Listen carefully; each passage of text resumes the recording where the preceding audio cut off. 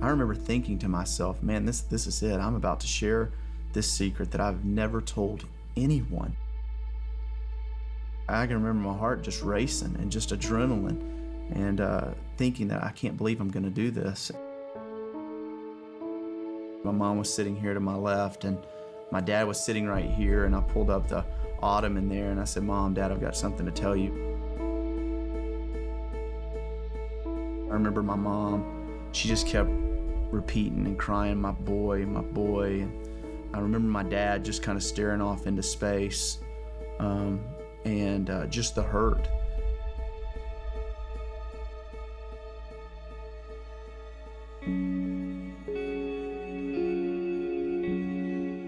As a little boy, playing sports is just kind of the pinnacle of your life. It's kind of what your life revolves around, and you're doing it with your friends and you're having such a good time. But I can remember at the same time, there was something else going on in my life that no one knew about.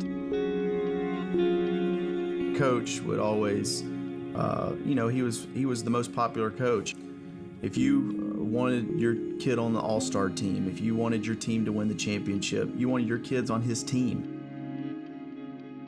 He would always have us over to his house. Maybe it was to, have pizza and just hang out, go watch movies. He had a lake house that he would take us out to and take us skiing. My parents would never let me go out there by myself. So it was always me and 2 or 3 or 4 or even 5 or 6 of my best buddies. We were always out there together. We're staying up late, we're playing cards, we're watching movies we probably shouldn't be watching. He's taking us skiing and swimming. And so he just kind of, I guess, drew you in with those things, and then obviously, did the abuse.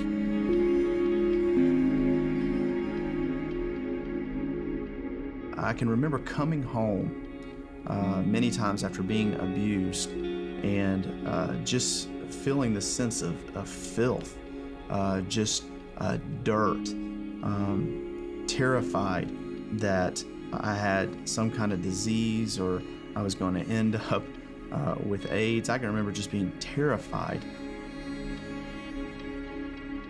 There are times where I tried to work up the courage to say something, but my philosophy was I'll just wait for somebody else to come forward, and then maybe then I'll come forward and say, yeah, that happened, that was true. And so I just waited. From 8 years old to really 19, I don't know of a day that went by where I didn't think about what he had done to me and the innocence that he had stolen from me and just the confusion that was in my own heart and life.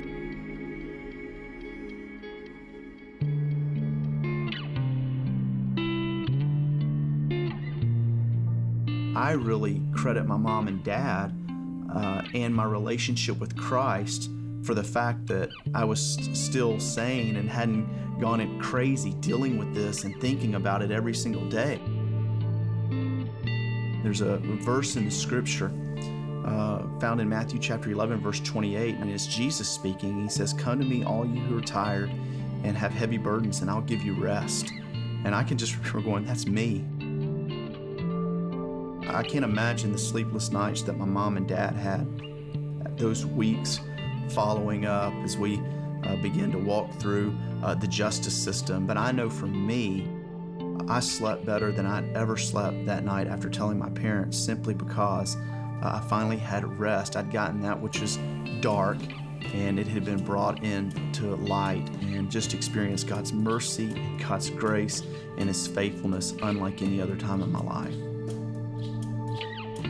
I'm not here without Christ. I have no hope without Christ. I'm lost in bitterness and anger and frustration without Christ. He has totally restored any years that the enemy might have taken from me. And so he is first.